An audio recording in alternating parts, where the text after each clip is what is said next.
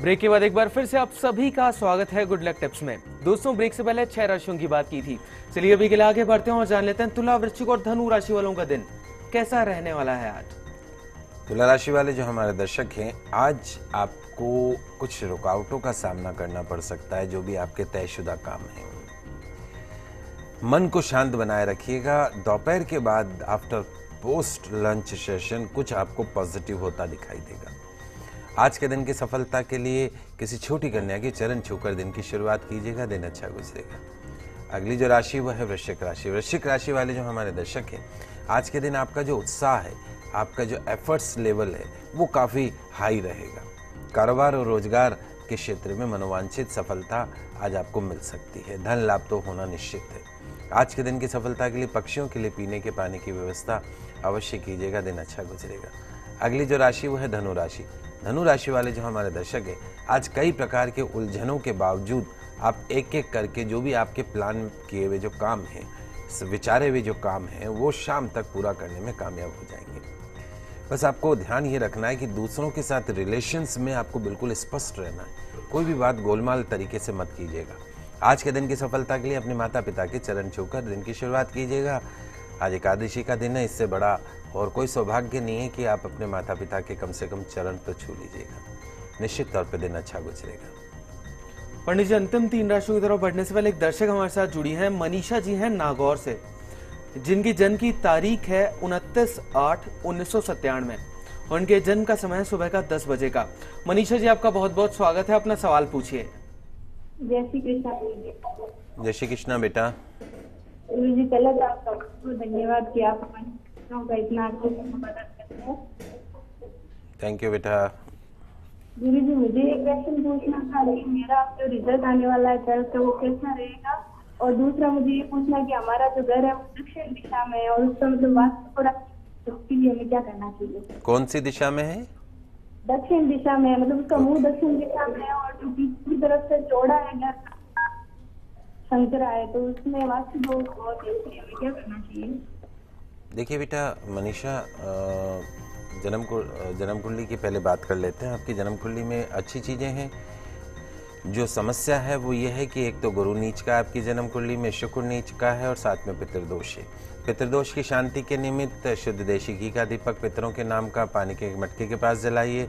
गुरु की शांति के लिए केले का पौधा घर में रखिए, रोज परिक्रमा करिए, घी का दीपक लगाएं, जल अर्पण करें। शुक्र की शांति के लिए शुक्रवार के दिन 10 वर्ष से कम की जो कन्या हो उसको कुछ ना कुछ गिफ्ट देते रहें। रिजल्ट जो है वो आपका पॉजिटिव आने वाला है, इसमें कोई दो राय नहीं है। आपकी लाइफ बहुत अच्छी रहेगी। आगे सरकारी नौकरी के योग है, टीचिंग सेक्टर वगैरह जिस तरह की लाइन है वो आपको सूट करती है। और जहाँ तक आपके मकान का सवाल है कि यदि आपका घर साउथ फेसिंग हो रहा हो, दक्षिण फेसिंग हो रहा हो और अब नॉर्मल उसके अंदर हो, तो आपको करना क्या है। एक तो आपके घर के मुख्य द्वार के वहाँ पर पंचमुखी हनुमान जी जो हैं उनकी तस्वीर आपको मंगलवार के दिन लगानी है। पंचमुखी हनुमान जी की तस्वीर जब आप घर के बाहर लगाते हैं तो जितने भी दोष हैं आपके साउथ फेसिंग के, वो दोष खत्म हो जाते हैं। दूसरा काम ये करना है कि मंगलवार और अमावस के दिन आपको घर में एक दीपक लगाना है, लंबी बत्ती वाला, सरसों के तेल का, और उसकी जो बत्ती होनी चाहिए वो दक्षिण दिशा की तरफ होनी चाहिए। उससे भी आपके घर के जो दक्षिण दिशा के दोष है वो दूर होते हैं। तीसरा एक सरल उपाय यह है, घर के दरवाजे के ऊपर आपको 2 बांसुरी लगा देनी है। बांसुरी बजाने वाली जो बांसुरी होती है वी शेप में, बजाने वाला मुंह नीचे रहेगा, सेलो टेप से चिपका दीजिए। निश्चित तौर पे आपके घर के सकड़े होने का या चौड़े होने का जो भी दोष है वो दोष जो है वो खत्म होगा। नमक के पानी का पोछा लगाइए घर के अंदर और पितरों के नाम का शुद्ध देशी घी का दीपक लगाइए। हो सके तो हर सप्ताह में आपको गौमूत्र का छिड़काव अपने घर के अंदर करना है। जितना भी वास्तु दोष होता है वो सब खत्म हो जाता है। चलिए दोस्तों, हम जान लेते हैं कि मकर, कुंभ और मीन राशि वाले जातक आज क्या करें और क्या ना करें अपने दिन को बेहतर बनाने के लिए। मकर राशि वाले जो हमारे दर्शक हैं, आज के सितारे आपको शांत होने के लिए कह रहे हैं। कुछ अतिरिक्त काम का बोझ जो पिछले काफी समय से आपके लिए सिरदर्द बना हुआ था, आज वो कम होता हुआ दिखाई दे रहा है। आज के दिन की सफलता के लिए बुजुर्गों का आशीर्वाद लेकर दिन की शुरुआत कीजिएगा, दिन अच्छा गुजरेगा। अगली जो राशि वो है कुंभ राशि। कुंभ राशि वाले जो हमारे दर्शक हैं, आज का दिन आपको मिश्रित फल देने वाला रहेगा। नौकरी पेशा और बिजनेस वाले जो हमारे दर्शक हैं, थोड़ा सा आज आप सावधानी बरतिएगा। और आज आपको ध्यान ये रखना है कि आपका जो जीवन साथी है उसकी इमोशंस की आज आपको कदर करनी है। आज के दिन की सफलता के लिए किसी जरूरतमंद को दवाइयों का दान अवश्य कीजिएगा, दिन अच्छा गुजरेगा। अंतिम जो राशि वो है मीन राशि। मीन राशि वाले जो हमारे दर्शक है, आज वर्किंग एरिया में आपको लाभ प्राप्त होगा, व्यापार में लाभदायक सौदे प्राप्त होंगे।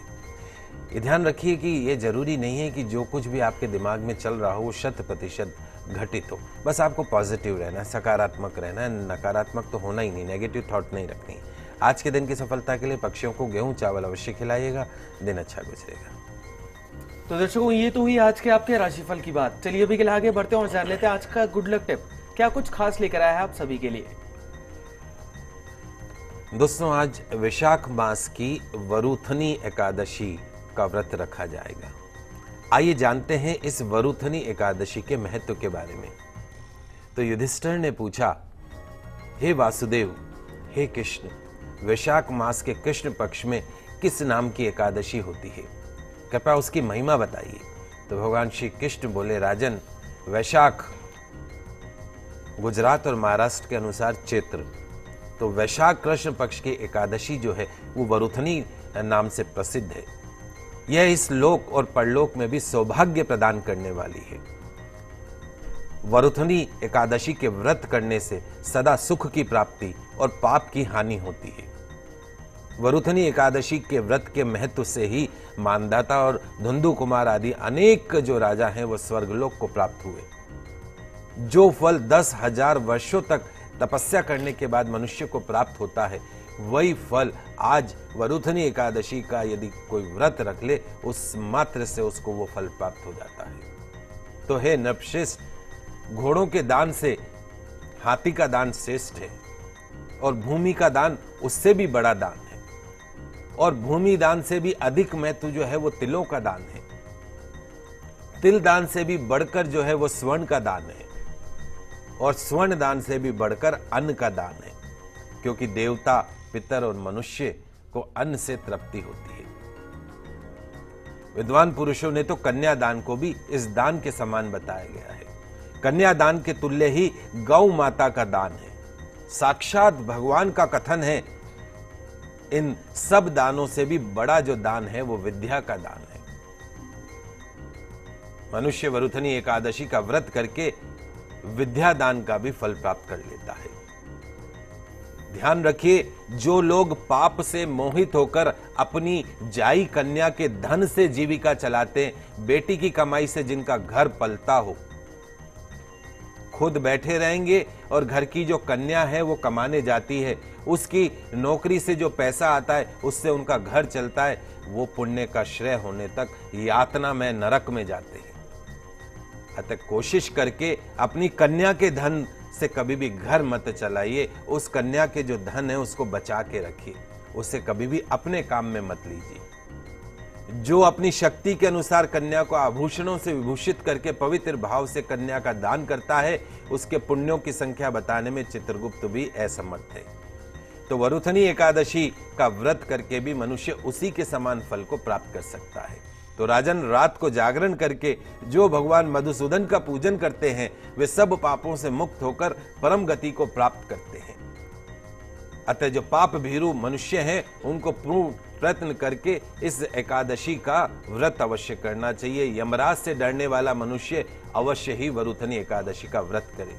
इसके पढ़ने और सुनने से सहस्त्र गोदान का फल मिलता है और मनुष्य सब पापों से मुक्त होकर अंत में विष्णु लोक में प्रतिष्ठित होता है। इसलिए आज वरुथनी एकादशी का व्रत आप सभी कीजिएगा और साथ में भगवान विष्णु की पूजा और जल दान आज अवश्य कीजिएगा, गौ सेवा आज अवश्य कीजिएगा। आपके सभी संकट दूर होंगे, आपके सभी मनोकामनाएं पूर्ण होंगे। जय श्री हरि। तो दर्शकों, आशा करते हैं कि हमारा प्रोग्राम आपको काफी पसंद आया होगा। पंडित जी हमारे स्टूडियो में आने के लिए और दर्शकों की समस्याओं का समाधान करने के लिए और वरुथनी एकादशी से संबंधित इतनी महत्वपूर्ण जानकारी हमारे सारे दर्शकों तक पहुंचाने के लिए आपका बहुत बहुत शुक्रिया। आप सभी का आज का दिन मंगलमय हो, शुभ हो। जय श्री कृष्णा, जय माता की, जय श्री हरि। तो दर्शकों, अगर आप भी जानना चाहते हैं अपनी समस्याओं के समाधान हमसे, तो आप भी हमें कॉल कर सकते हैं। आप हमें ईमेल भी कर सकते हैं। हमारा ईमेल आईडी है goodlucktips@firstindianews.com। कल फिर मिलेंगे। खुश रहिए, अपना ख्याल रखिए। नमस्कार।